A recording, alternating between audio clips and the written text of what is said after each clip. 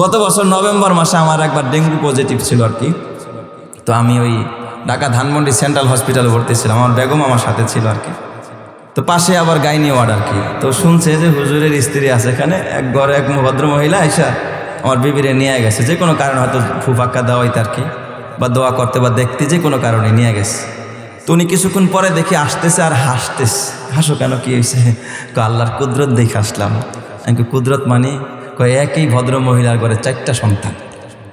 সুবহানাল্লাহ বলবেন না সবাই? বললো 4টাই ছেলে। আমি বললাম 4টাই জিন্দা, কয় 4টাই শুয়ে রয়েছে, একসাথে 4টা বাচ্চা শুয়ে রয়েছে, হাত পাও নাড়াইতেছে। সুবহানাল্লাহ বলবেন না সবাই? আল্লাহ কয় নিবি না, একটা তো নিবি, আমি একের মধ্যে কয়টা দিব? আমরা একটা সময় এত শুনি নাই, হয়তো সর্বোচ্চ 2টা শুনছি। যত দিন যাচ্ছে তোরা যত কমাইতে চাস, আল্লাহ পাক তত বাড়াইতে চায়। সুবহানাল্লাহ যদি কম সবাই। এই জন্য আল্লাহ ডাক দিয়া কয় মারিয়াম, ও মারিয়াম, ওয়া কানা আমরাম মাকদিয়া, সন্তান তোমার ইচ্ছায় হবে না, সন্তান তবে আকাশের মালিকের ইচ্ছায়। হযরত মারিয়ামকে জিবরাইল আমিন ডাক দিয়া কয় কেমনে ঈসা নবী মায়ের পেটে জন্ম নিছে খেয়াল করেন। জিবরাইল ডাক দিয়া কয়, ও মারিয়াম, তুমি একটু কাজ করো, তোমার ডান হাতটা আগাও, ওই যে আমার হাতার দিকে তাকান, আমার হাতার এই জায়গার মধ্যে একটু ফাঁকা জায়গা আছে না নাই? জিবরাইল আমিন মারিয়াম রে কয় তুমি ডাইন হাতটা আগাও, ডাইন হাত তাকাইছে। এখন তো বর্তমান আল্লাহর রহমতে মা বোনদের হাতা কি পরিমাণ আসেনি, বাড়ি চালান দিলে পাওয়া যাইবনি এই পরিমাণ হাতাওয়ালা জামা কেউ পরে এখন আমাকে মতো এরকম লম্বা হাতা। এই জায়গার মধ্যে ফু দিছে, সঙ্গে সঙ্গে মা মরিয়াম গর্ভবতী হয়ে গেছে। সুবহানাল্লাহ। এই ফাঁকা জায়গাটার মধ্যে ফু দিছে জিবরাইল। আরেক বর্ণনায় পাওয়া যায় যে গলা আছে না, গলা, এই জায়গার ভিতরে, এই কলারের ভিতরে, এই জায়গার মধ্যে একটা ফু মাইরা দিছে, সঙ্গে সঙ্গে মা মরিয়াম গর্ভবতী হয়ে গেছে। সুবহানাল্লাহ। আরেক বর্ণনায় আসছে জিবরাইল আমিন পকেট থেকে একটা খেজুর বের করে দেয়া মারিয়াম রে কয় নাও, এই খেজুরটা খাও। খেজুর খাইছে আর সঙ্গে সঙ্গে মা মরিয়াম অন্তঃসত্ত্বা হয়ে গেছে। সুবহানাল্লাহ। আল্লাহর কোরআন বলে ফাহামালাতহু, সঙ্গে সঙ্গে মা মরিয়াম গর্ভবতী হয়ে গেলেন। ফান্তাবাজাত বিহি মাকানান কাসিয়া, বলেন তো একজন যুবতী নারী, তার বিয়ে হয় নাই, শাদী হয় নাই, এই অবস্থায় যদি শোনে পেটে বাচ্চা আছে, তার পেরেশানি বাড়ছে না কমছে? কম না বেশি? ঠিকই দেহে পেটের ভিতরে বাচ্চা নড়াচড়া আরম্ভ হয়ে গেছে। সুবহানাল্লাহ জোরে কোন সবাই? দুনিয়ার নারীরা তাদের সন্তান গর্ভে 10 মাস থাকে, 8 মাস থাকে, 10 মাস 10 দিন থাকে, 9 মাস থাকে, কারোটা 7 মাস। কিন্তু মা মরিয়াম এই যে প্রেগনেন্ট হলেন, জিবরাইল আমিনের ফু দেওয়ার সঙ্গে সঙ্গে হযরতে ঈসা পয়গম্বর মাত্র মায়ের পেটের ভিতরে 3 দিন ছিলেন। যেরকম সুবহানাল্লাহ। বাচ্চা ডেলিভারি হইতে কয়দিন লাগছে? তো 3 দিন পরে বাচ্চা ডেলিভারি হবে। তার মানে ফু দেওয়ার লগে লগে বাচ্চা হইয়া বড় হইয়া বাচ্চা পেটে কি করতেছে? নড়াচড়া আরম্ভ করে দিস। ডাক্তার লাগে নাই, কোনো টেস্ট লাগে নাই, মা মরিয়াম এমনি বুঝে ফেলছে আমার পেটে বাচ্চা এসে গেছে। মা মরিয়াম কান্না আরম্ভ করলেন, আল্লাহ, এই জগতে আমার বাবা নাই, মালিক গো, আমার মা একজন বড় অসহায়, মা বড় কষ্ট করে মান্নত করছিল আমারে, আল্লাহ তোমার ঘরের খাদেমা বানায়া দিও। আল্লাহ, এই অবস্থা আমার পেটে বাচ্চা, মসজিদ আইলাম খেদমত করতে, এখন যদি আমার পেটে বাচ্চা, ঘরে গেলে তো আমার মায় প্রথম আমার লাথি দিবে যে তরে দিলাম মসজিদে খেদমত করার জন্য, তোরে কি বাচ্চা বানাইতে দিয়েছি নাকি? মাও তো জানে না কেমনে আমার পেটে বাচ্চা আসলো। আল্লাহ, আমি তো আমার মায়ের কাছে যাইতে পারবো না। ও রব্বুল আলামিন, কওমের মানুষ আমার ঘরে জায়গা দিবে না, কারণ এমনি তো সাদা কাপড়ে ময়লা লাগলে এটা সবার চোখে পড়ে, কম না বেশি? তিনি তো মসজিদের খাদেমা, এই অবস্থায় তার পেটে বাচ্চা, অথচ তার কি নাই, কোনো স্বামী নাই। কইব দেখছো নি এই মহিলাটারে দিলাম মসজিদের খেদমত করতে, অথচ কি কাম করছে, পেটে বাচ্চা বাজায় ফেলেছে। মা মরিয়ামের কান্নাকে দেখে মা মরিয়াম কানতে কানতে চিন্তায় পড়ে গেল, আল্লাহ, এই পেটের বাচ্চা নিয়ে আমি আমার লোকালয়ে যেতে পারবো না, মায়ের কাছেও যেতে পারবো না, মসজিদেও যেতে পারবো না, কারণ মসজিদে গেলে যদি মুসল্লিরাও টের পাওয়া যায় যে আমার পেটে বাচ্চা আসছে, আমি কি জবাব দিব? মা মরিয়াম ফান্তাবাজাত বিহি মাকানান কাসিয়া, ওই জায়গা থেকে 9 কিলোমিটার দূরে বাইতুল্লাহ একটা জায়গার নাম, বাইতুল মুকাদ্দাস থেকে 9 কিলোমিটার দূরে মা মরিয়াম একটা মরুভূমিতে চলে গেলেন। যেরকম সুবহানাল্লাহ। কোথায় চলে গেছে? একটা মরুভূমিতে। মরুভূমিতে যাইতে যাইতে এইদিকে হাইটা হেঁটে গেছে, তো 3 দিনের মোটামুটি 2 দিন পার হয়ে গেছে, আর বাকি আছে কয়দিন? একদিন। একদিন পরে কি হবে? বাচ্চা প্রসব হবে। মরুভূমির ভিতরে মা মরিয়ম দেখে ঘর নাই, বাড়ি নাই, গাছ নাই, পালা নাই, খাওয়ার পানি নাই। আমাদের বাংলাদেশ না যে এখানে গেলে একটু পানি পাইবেন, মরুভূমি, সেখানে পানি পাওয়া যায় না। মা মরিয়ম চিন্তায় পড়ে গেলেন, আল্লাহ আমি গর্ভবতী, বাচ্চা তো আস্তে আস্তে বড় হয়ে গেছে, তার মানে বাচ্চার ডেলিভারির সময় হয়ে গেছে। ফাজাহাল মাখাদু ইলা জিজআইন নাখলাতি, মা মরিয়ম এখন দেখতেছে পেটের মধ্যে প্রসব বেদনা, ডেলিভারির বেদনা শুরু হয়ে গেছে, যে কোনো সময় বাচ্চার ডেলিভারি হয়ে যাবে। আপনারা বলেন একজন নারীর জন্য সবচেয়ে ডেঞ্জারাস সময় হলো বাচ্চা ডেলিভারির সময়, ঠিক না ব্যাঠিক? জোরে কন। একজন মা জানে বাচ্চা প্রসব করা যে কতটা যন্ত্রণা। মা মরিয়ম এক তো স্বামী নাই, আবার মা কাছে নাই, বাবা নাই, দুনিয়ার কেউ নাই। মা মরিয়ম মরুভূমির ভিতরে একা একা কাঁদে আর একা একা হাঁটে।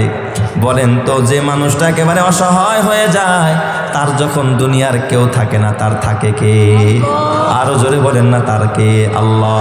মা মরিয়ম কাঁদতেছে। ফাজাহাল মাখাদু ইলা জিজআইন নাখলাতি, আপনারা বলেন পেটে ব্যথা বাড়লে দেখবেন মানুষ এটা ধরে ওটা ধরে, একটু ধরলে, চাইপা ধরলে মনে হয় যেন একটু ব্যথাটা, খিস দিলে একটু ব্যথাটা একটু কি হয়? কম হয়। কিন্তু মা মরিয়ম ধরবে কি? মরুভূমি, কোনো গাছ নাই, পালা নাই, ঘর নাই, বাড়ি নাই। মা মরিয়ম হঠাৎ তাকায় দেখে ওই যে দূরে একটা খেজুর গাছ দেখা যায়, একটা টিলার উপরে, উঁচা জায়গায়, ভিটির উপরে। মা মরিয়ম চিন্তা করেন খেজুর গাছটা একটু শক্ত করে ধরবো আর দাঁড়াবো আর উঠবো, তাইলে মনে হয় পেটের ব্যথাটা একটু কমবে। ফাজাহাল মাখাদু ইলা জিজআইন নাখলাতি, এই পেটের ব্যথা তাকে দৌড়ায় ওই খেজুর গাছের গোড়ায় নিয়ে গেছে। জোরে কোন সুবহানাল্লাহ। খেজুর গাছের গোড়ায় গিয়ে, আমার দিকে নজর করেন সবাই, সন্তান ডেলিভারির ব্যথা, এবার খেজুর গাছের গোড়ায় গিয়া ব্যথায় তো অস্থির, ডেলিভারির যন্ত্রণা, কোনো মানুষ তার কাছে নাই। এই যে এইভাবে তাফসীরের কিতাবে লেখে, হাত দিয়ে এইভাবে বেরিয়ে দিস, এইভাবে হেলান দিয়া গাছের সাথে এইভাবে গাছটাকে জড়ায়া ধরস। মা মরিয়ম এইভাবে গাছটাকে জড়ায়া ধরস। মা মরিয়ম গাছটাকে ধইরা আকাশের দিকে তাকাইয়া 2টা হাত মালিকের দিকে বাড়াইয়া আল্লাহর ডাক দিয়া কালাত, আল্লাহর ডাক দিয়া কালাত ইয়া লাইতানি মিত্তু ক্বাবলা হাযা ওয়া কুনতু নাসিয়াম মানসিয়া। আয় আল্লাহ, এই সন্তানটা জন্ম হওয়ার আগে যদি আমার মরণ হয়ে যেত কতই না ভালো হইতো। আল্লাহ গো, আমি মারিয়ামের পেটে যদি এই বাচ্চাটা ভূমিষ্ঠ হয়, আমি এই সন্তানের বাবার পরিচয় কি দিব? আমি মানুষের কাছে গিয়া কেমনি চেহারাটা দেখাবো? আল্লাহ, ইয়া লাইতানি মিত্তু ক্বাবলা হাযা, আয় আল্লাহ, যদি সন্তান ডেলিভারির আগে আমি মরে যেতাম, তাহলে আমারেও মানুষ খুঁজতো না, আমার নাম বন্ধ দুনিয়ায় নিত না, আমি মরে যেতাম, মানুষ ভুলে যেত। ওয়া কুনতু নাসিয়াম মানসিয়া, আল্লাহ তুমি আমারে মরণ দিয়ে দাও। মা মরিয়ম যখন কান্নায় ভেঙে পড়লেন আর মৃত্যু কামনা করতে লাগলেন। এ মুসলমান, আল্লাহ পাকের রহমতের দরিয়াটা উতলায় উঠেছে। আল্লাহ পাক অমনি তৎক্ষণাৎ জমিনকে ডাক দেয়, এই জমিন, আমার মরিয়ম এমনে কাঁদে, মরিয়মরে সান্ত্বনা দেওয়ার কেউ নাই, তার মা নাই, বাবা নাই, স্বামী নাই, ভাই নাই, বোন নাই, দাই নাই, কেউ নাই। জমিন রে, তুইও তো পারতি আমার মরিয়মরে একটা নজর একটু সাহায্য করতে, একটু সান্ত্বনা দিতে। অমনি জমিন থেকে আল্লাহ পাক আওয়াজ বের করে দিছে, জমিন কথা বলা আরম্ভ করছে। সুবহানাল্লাহ, জোরে কোন সবাই। ফানাদাহা মিন তাহতিহা, নিচের থেকে আওয়াজ বের হয়ে গেছে, ফানাদাহা মিন তাহতিহা আল্লাহ তাহজানি কদ জাআলা রাব্বুকি তাহতাকি সারিয়া।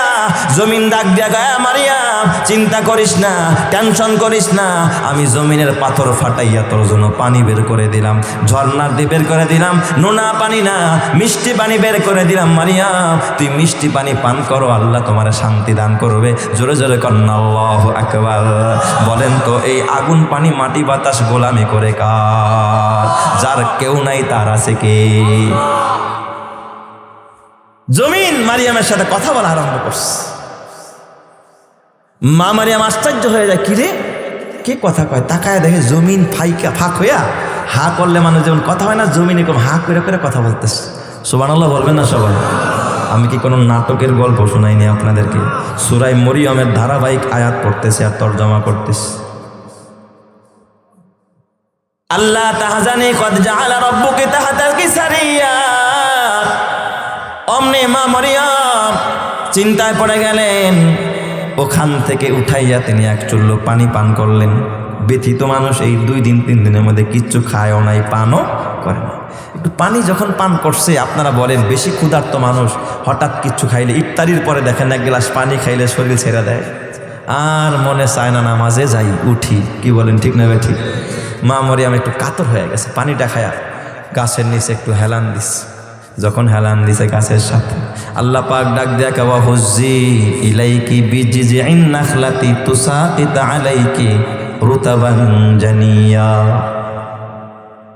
আল্লাহ ডাক দিয়া কয়, মারিয়াম, ও মারিয়াম, শুধু পানি হইলে হবে না মারিয়াম, ওহুজ্জি ইলাইকি বিজিজিন নাখলাতি। এই যে মরা খেজুর গাছটা দাঁড়ায় রয়েছে, বলেন তো খেজুর গাছ জিন্দা না মুর্দা? মরা খেজুর গাছ। এই গাছের পাতা ধইরা হালকা একটু নাড়াচাড়া দাও। তোমার তো গায়ে শক্তি নাই, আমিও জানি, গাছ ধরে পারবা না, গাছের পাতা ধরে হালকা একটু ঝুলানি দাও। মা মরিয়ম গাছের পাতা ধরে হালকা একটু নাড়াচাড়া দিছে। লজ্জাপতি পাতা গাছ দেখছেননি? ধরলে আস্তে আস্তে কি হয় বুঝে যায়। এই মা মরিয়ম গাছের পাতায় হাত দেওয়ার সঙ্গে সঙ্গে গাছের মরা পাতা জিন্দা হয়েছে, গাছ জিন্দা হয়ে গেছে। সুবহানাল্লাহ। ধরার সাথে সাথে গাছ কি হয়ে গেছে? জিন্দা হয়ে গেছে। গাছে ফুল বের হয়েছে, ফল বের হয়েছে মুহূর্তের মধ্যে। এই ফল বড় হইয়া খেজুর পাকছে। 1 সেকেন্ডের ভিতরে খেজুর পাইকা পাইকা তুসাকিত আলাইকি রুতাবান জানিয়া। মা মরিয়মের সামনে আল্লাহ মরিয়ম খেজুর যেটাকে আমরা বলি, ওই রকম পাকা টসটসা খেজুর আল্লাহ পাক মরিয়মের চোখের সামনে মাটির মধ্যে ফালানো আরম্ভ করে দিছে। সুবহানাল্লাহ। গাছ কি জিন্দা ছিল না মুর্দা? মা মরিয়ম কারি মাটি আমারে পানি দেয়, গাছে আমারে কি দেয়? খেজুর দেয়। তাইলে আল্লাহ তো আমার ঘরেও পিতা ছাড়া সন্তান দিতে, সুবহানাল্লাহ কইবেন না? যে আল্লাহ মরা খেজুর গাছ থেকে খেজুর ধরায় খাওয়াইতে পারে, ওই আল্লাহ কি স্বামী ছাড়া সন্তান দিতে পারে না? মরিয়মের বুঝে এসে গেছে। তুসাকিত আলাইকি রুতাবান জানিয়া। মরিয়ম 2টা খেজুর খাইছে, একটু পানি খাইছে, এবার ক্লান্ত শুইছে, হঠাৎ ঘুমাইসে গেছে। সুবহানাল্লাহ বলবেন না সবাই? এখনো কিন্তু বাচ্চা ডেলিভারি হয় নাই, ব্যথা পেটে, কি প্রসব বেদনা। ওই যে ঘুমাইছে না, হঠাৎ করে মা মরিয়ম দেখতেছে একটা মৃদু মৃদু বাতাস আসছে, আর গাছের থেকে হঠাৎ করে একটা খেজুর পড়ছে। এই যে গাছের নিচেই তো শোয়া, এই বুকের মধ্যে এই জায়গার মধ্যে একটা খেজুর পড়ছে গাছের থেকে। হঠাৎ ঘুম ভাঙছে, চমকে উঠছে। চমকে উঠেই দেখে কুলের মধ্যে ঈসা নবী খেলা করতেছে। আর একটু জোরে কর না আল্লাহু আকবার। তার মানে বাচ্চা কোন দিক দিয়ে যে ডেলিভারি হয়েছে এটা মা মরিয়ম বলতেও, যার কেউ নাই তার আছে কে? আরো জোরে বলেন, যার কেউ নাই তার আছে কে? মা মরিয়ম দেখে এবার কুলের মধ্যে বাচ্চা, আর বাচ্চা তো বাচ্চা, 3 দিনের বাচ্চা, কিন্তু আল্লাহ পাক এইভাবে জন্ম দিয়েছে মনে হয় যেন 1 বছরের বাচ্চা। সুবহানাল্লাহ কইবেন না সবাই? বাচ্চাদের বয়স যখন 1 বছর হয়, দেখবেন নাদুস নুদুস কি সুন্দর হাসে, কথা কয়, এদিক সেদিক তাকায়, একটু কি যেন বলতে বলতে চায়, ঠোঁট নাড়ায়, তাই না? তখন বাচ্চাদেরকে দেখলে দেখবেন দুশ্মনে কোলে নিতে চায়। ঈসা নবী এত সুন্দর পয়গাম্বর, নাদুস নুদুস, আবার নবী হবে যারা শিশু বয়সে আল্লাহ নবুয়ত দিবে। মা বাচ্চার দিকে তাকায়া মাতৃত্বের সুখ পায়া সমস্ত কষ্ট দুঃখ ভুলে গেছে। সুবহানাল্লাহ। অমনে মা মরিয়ম বাচ্চাটারে কুলের মধ্যে নিছে। মা মরিয়ম যেন বুঝাইতে যায়, ও দুনিয়ার পুরুষেরা, ও দুনিয়ার সন্তানেরা, আমি মা মরিয়ম এই বিপদের সময় আমার এই দুধের শিশুটা যখন আমার কোলে আসছে, আমার সব দুঃখ কষ্ট আমি ভুলে গেছি। এ যুবক, তোর মা 10 মাস 10 দিন তোরে পেটে বোঝা পাইছে, যেদিন তুই মারে রক্তাক্ত করে দুনিয়া আসছিস। তোর মা যখন তোর চেহারার দিকে তাকাইছে, মা 10 মাস 10 দিন যত কষ্ট করেছে, মা এক নজরেই সব ভুলে গেছে। কেমনে তুই ওই মারে ভুলা যাস? কেমনে তুই ওই বাবারে ভুলা যাস? ওই মারে কবরে শোয়া কি করে তুই তোর মেয়ের বিয়াতে 3 দিন পর্যন্ত ড্যাকসেট বাজাস? ওই বাবারে কবরে শোয়া রেখা কি করে তোর বাড়িতে কনসার্ট হয়, তোর বাড়িতে গায়ে হলুদের অনুষ্ঠান, গান হয়, নাচানাচি? তোর মাই তো তোর চিন্তায় চোখের পানি ফালাইছে দিনের পর দিন, রাতের পর রাত। তোর মা খাইতে পারে নাই, আর আজকে ওই মারে জেলখানার কবরের মধ্যে বন্দি করে তুই ভাই আনন্দ করস, টেলিভিশন দেখো, ছায়া ছবি দেখোস। তোর কি মায়া লাগে না? হাসরের ময়দানে তুই রবের সামনে দাঁড়ায় কি জবাব দিবে রে যুবক? মা মারিয়াম কাঁদতেছে। হযরত ঈসা নবীর কোলের মধ্যে নিয়া মাতৃত্বের সুখ যখন পায়, মা মরিয়মের চোখ দিয়ে আনন্দের পানি ঝরতেছে। আল্লাহ পাক ডাক দেয়া কয় ফাকুলি ওয়াশরাবি, এ মারিয়াম কাঁদিস না, ফাকুলি ওয়াশরাবি, তুমি পানি পান করো আর খেজুর খাও। ওয়াকর্রি আইনা, আর বাচ্চার দিকে তাকায় তাকায় চক্ষুটা ঠান্ডা করো, অন্তরটাকে শীতল করো। জোরে কোন সুবহানাল্লাহ। মরিয়াম ডাক দেয়া কয় আল্লাহ, ও মালিক, আল্লাহ তুমি বাচ্চা দিছো, অন্তর ঠান্ডা হয়েছে, কিন্তু রব্বুল আলামিন কোনো মানুষ যদি আমার কোলে বাচ্চা দেখে আর জিজ্ঞাসা করে মরিয়ম তোমার বাচ্চার পিতাকে, আমি কি জবাব দিব? আল্লাহ পাক জবাব শিখায়া দেয়। জোরে কোন সুবহানাল্লাহ। আল্লাহ জবাব শিখায়া দেয়, ফাইম্মা তারাইন্না মিনাল বাশারি আহাদা, এ মারিয়াম, দুনিয়ার কোনো মানুষ যদি তোমারে দেখে ফেলে, ফাইম্মা তারাইন্না মিনাল বাশারি আহাদা ফাকুলি ইন্নী নাযারতু লিররহমানি সাওমা, তুমি বলবা আমি আজকে রোজা রাখছি। ফালান উকাল্লিমাল ইয়াউমা ইনসিয়া, আমি আজকে কারো সাথে কোনো কথা বলবো না। জোরে কোন সুবহানাল্লাহ। মারিয়াম তুমি বলবা আমি রোজা রাখছি, আমি আজকে কারো সাথে কি বলবো না, কোনো কথা বলবো না। আল্লাহ শিখায়া দিছে। সুবহানাল্লাহ। জোরে কোন সবাই। মরিয়াম ডাক দিয়া বলে আল্লাহ, ও আকাশের মালিক, এরপরেও তোরা মানবে না। আল্লাহ কয় এরপরে যদি তোমার জ্বালায়, বারবার খালি জিগায় যে পোলা কই পাইলা, তো তুমি কোনো কথা কইবা না, বাচ্চার দিকে ইশারা করবা, যা বলার তোমার বাচ্চাই বলে দিব। সুবহানাল্লাহ। আগামীকাল কইন সবাই আর একটু জোরে কোন সুবহানাল্লাহ। 3 দিন হয়ে গেছে। আল্লাহ কয় মারিয়াম এখানে আর বাচ্চা নিয়ে জঙ্গলে থাকা যাবে না, পয়গম্বর মানুষের নিয়ে এখন বাসায় যাও। সুবহানাল্লাহ কোন সবাই। 3 দিনের মাথায় 1 বছরের বাচ্চা কুলের মধ্যে নিয়ে যাবে, ভয় আছে না নাই? কারণ বিয়ে হয় নাই, শাদী হয় না, একটা বাচ্চা কোলে নিয়ে যাবে, কি পরিমাণ হাড়। আবার আল্লাহ কয়ে দিয়েছে কোনো কথা বলবা না, মুখ বন্ধ রাখবা, বেশি জ্বালাইলে কার দিকে ইশারা করবা, বাচ্চার দিকে ইশারা করবা। আল্লাহর কোরআন বলে ফাআতাত বিহি কওমাহা তাহমিলুহু। আপনাদের মনে হয় কষ্ট হইতেছে, মোনাজাত দিয়ে দেই না? হ্যাঁ, এই যে 5 মিনিটের মধ্যে মোনাজাত দিব ইনশাল্লাহ। না এত টানলে দেবো না, স্যারেরই টান দিছে ভাই। মাশাআল্লাহ, আল্লাহ তুমি কবুল করো। জোরে কান আমিন। ফাআতাত বিহি কওমাহা তাহমিলুহু, পাতালি কুল বোঝেন তো না? এ তাহমিল বলা হয় এই যেভাবে, ছোট বাচ্চাকে তো মায়েরা এইভাবে প্রথমে কুল নাই, তাই না? এইভাবে পাতালে কুল নিয়েছে বাচ্চাটাকে। ফাআতাত বিহি কওমাহা তাহমিলুহু, এইভাবে কুলের মধ্যে নিয়ে যখন কওমের কাছে রওনা করছে, ক্বালু ইয়া মারইয়াম লাকাদ জিতি শাইআন ফারিয়া। ওরা কয় রে ওটা কি মারিয়াম না রে? কয় আরে ওদি মসজিদে গেল, আবার দিয়ে বাচ্চা নিয়ে এলো, এত খারাপ। হুজুরের জাতেই ভালো না, আছে না নাই? হুজুররাই ভালো না, ভালো না দেখে এত জেলখানায় যায়। ভালো লেখার হুজুর উপরে এত বিপদ আইতো। এমন কইছে লোক 4 দোকানে বৈশা গানাগানি করার মতো আছে না নাই? এই পৃথিবীর ভিতরে সবচাইতে বড় বিপদের সম্মুখীন হয়েছে কারা? নবীরা। ঠিক না ভাই? ঠিক। আদম নবী জমিনের ভিতরে জান্নাত থেকে বের হওয়ার পরে কয়দিন কাঁদছে? 350 বছর কাঁদছে। কত বছর? 350 বছর পর্যন্ত আদম সফিউল্লাহ কাঁদতে হয়েছে জমিন। তার মানে কি সে বড় খারাপ ছিল নাকি? ইমান থাকবো?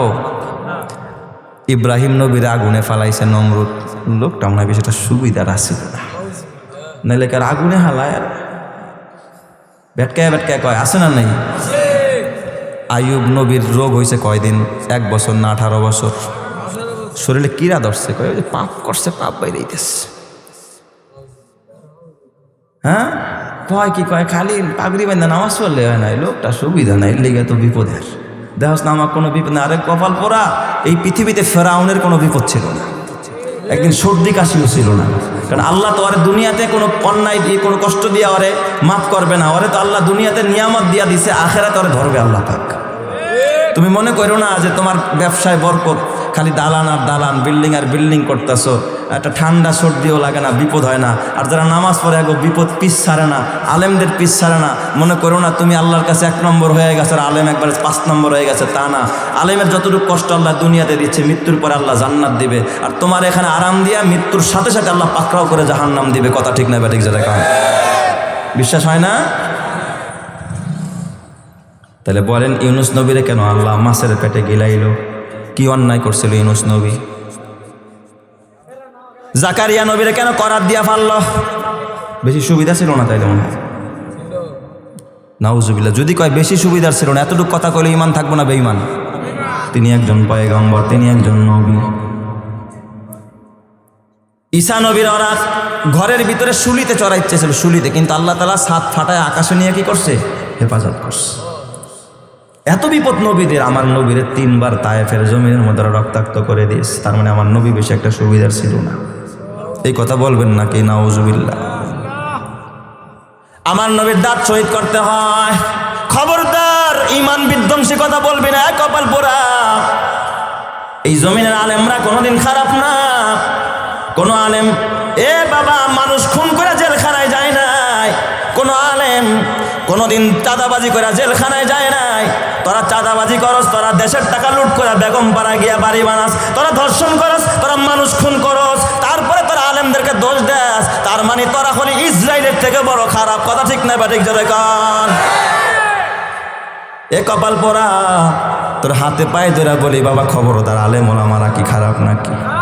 কোনো পীর পয়গাম্বররা খারাপ নাকি? এরা কিন্তু কোনোদিন খারাপ না। আল্লাহর পয়গাম্বর ঈসা আলাইহিস সালাম মা যখন কুলে নিয়ে আসছে, সবাইকে দেখছো মসজিদে দিছে, এই কামটা করছে, পেটের মধ্যে বাচ্চা। আর এই কামটা কি করছে? ফারিয়া। আরে বড় বড্ড খারাপ কাজ করছিস মারিয়াম, তোর পেটে বাচ্চা করতে আসলো, এই কামটা কেমনে করলি তুই? এবার মারিয়ামরা ডাক দিয়া কয়, ইয়া উখতা হারুন মা কানা আবুকি ইমরাসাউয়ু ওয়া মা কানাত উম্মুকি বাগিয়া। এ হারুনের বোন, তোর ভাইও তো এত খারাপ ছিল না, তোর বাপও এত খারাপ ছিল না, তোর মাও তো এত লুচ্চা ছিল না, তোর বাপও তো এত লম্পট ছিল না, তুই এই কামটা কেমনে করলি? নাউজুবিল্লাহ কোন সব। তার মানে তার মারেও গালি দেয়, তার বাবারেও গালি দেয়, তার ভাই হারুনরেও গালি দেয়। ঈসা নবী মায়ের কোলে দেখতেছে মা কাঁদতেছে, মারিয়ামের চোখ দিয়া পানি গড়ায় পড়তেছে, কিন্তু রব্বুল আলামিন কথা বলতে নিষেধ করে দিয়েছে। জোরে কোন সুবহানাল্লাহ। ওরা খালি বাড়তেই আছে, গালাগালি শুরু করে দিছে।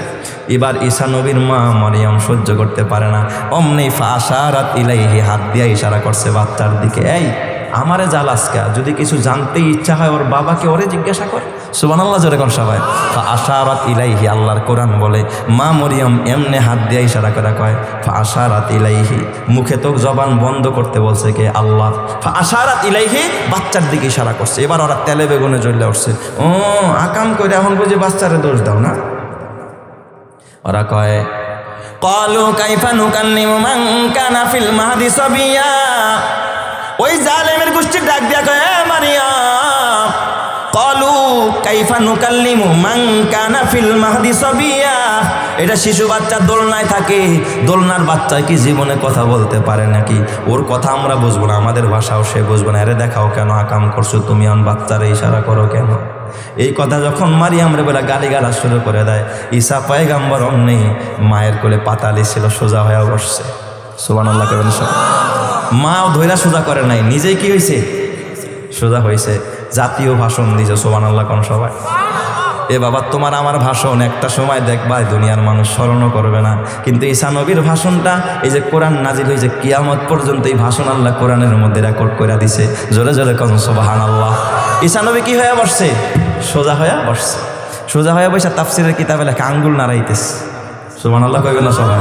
কয় দিনের বাচ্চা? কয় দিনের বাচ্চা?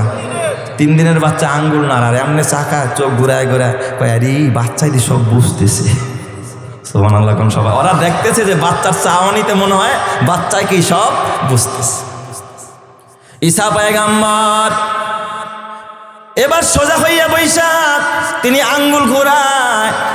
আমরা যেমন আঙ্গুল নাড়ায় বক্তব্য দেই, ঈসা পয়গাম্বর মায়ের কুলটাই ছিল তার রেস কোর্সের ময়দান। আঙ্গুল নাড়ায় নাড়ায় পয়গাম্বর ঈসা বক্তব্য দেয়, ক্বালা ইন্নী আবদুল্লাহ। এই জালেমের গোষ্ঠী, তোরা আমার ইবনুল্লাহ কস, আমি ইবনুল্লাহ না, আমি আল্লাহর পুত্র না, আমি আল্লাহর গোলাম। ক্বালা ইন্নী আবদুল্লাহ আতানিয়াল কিতাব, আমার আল্লাহ আমার কিতাব দান করছে।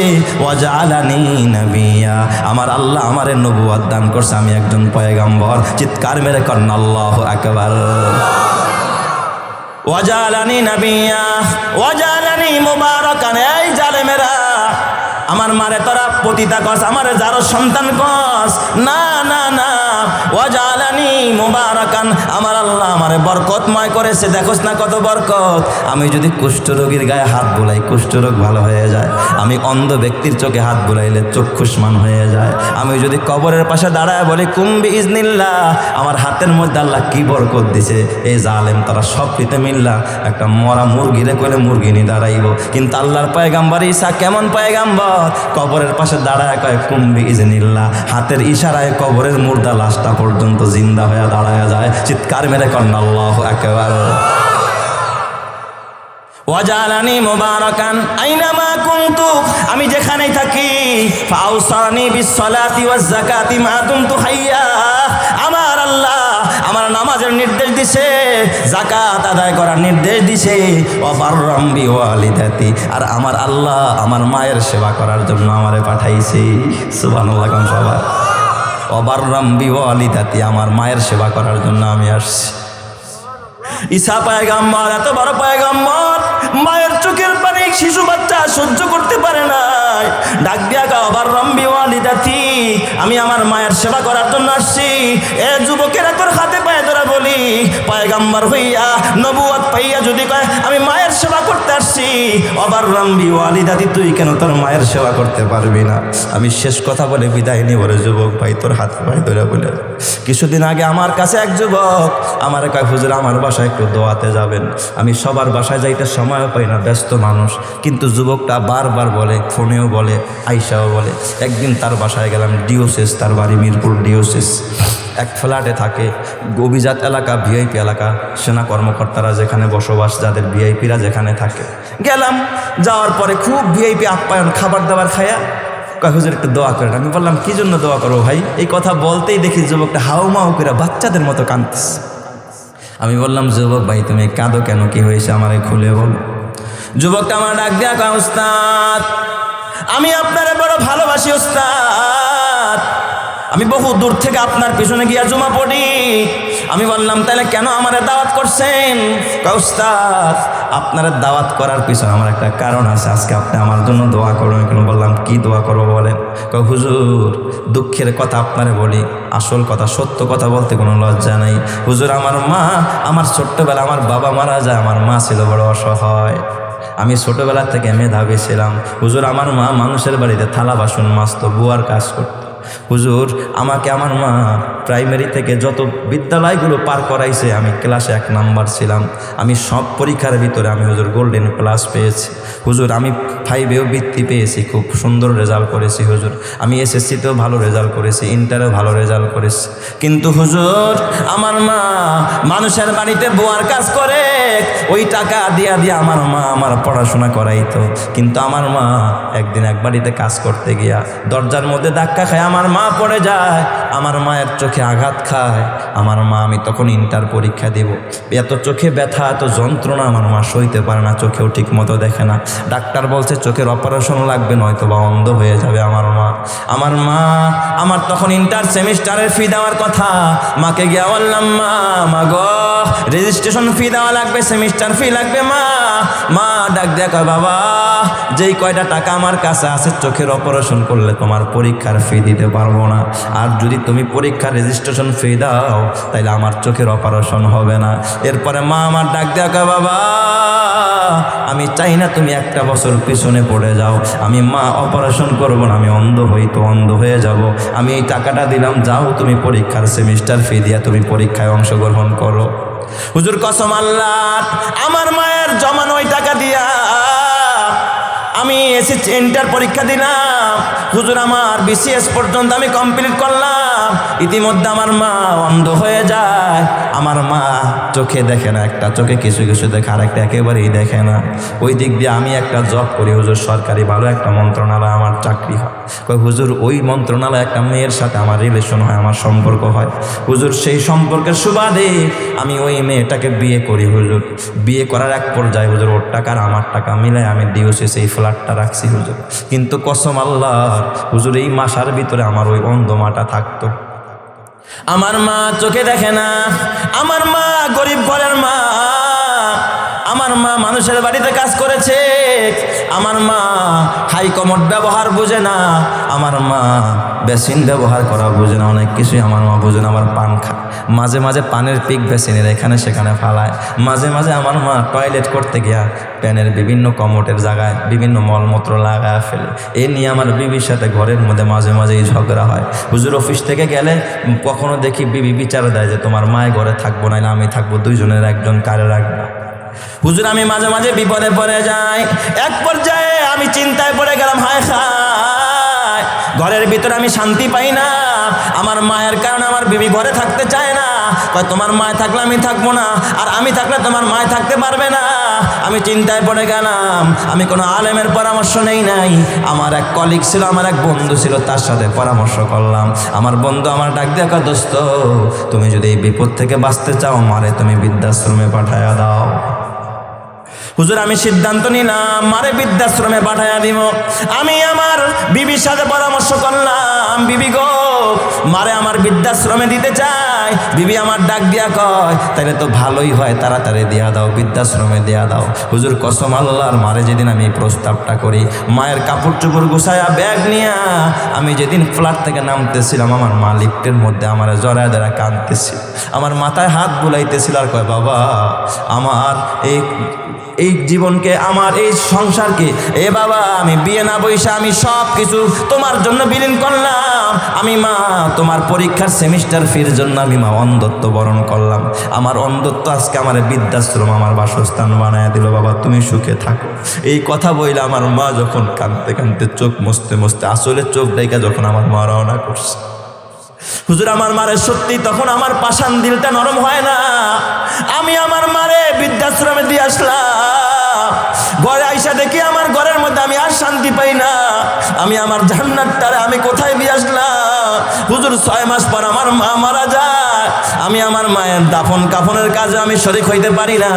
হুজুর কসম আল্লাহ, আমার মারে দেওয়া দিয়ে আসার পরে আমার বিবির সাথে শুনি কিছুদিন পরে আরেকটা ছেলের সাথে পরকীয়া সম্পর্ক হয়।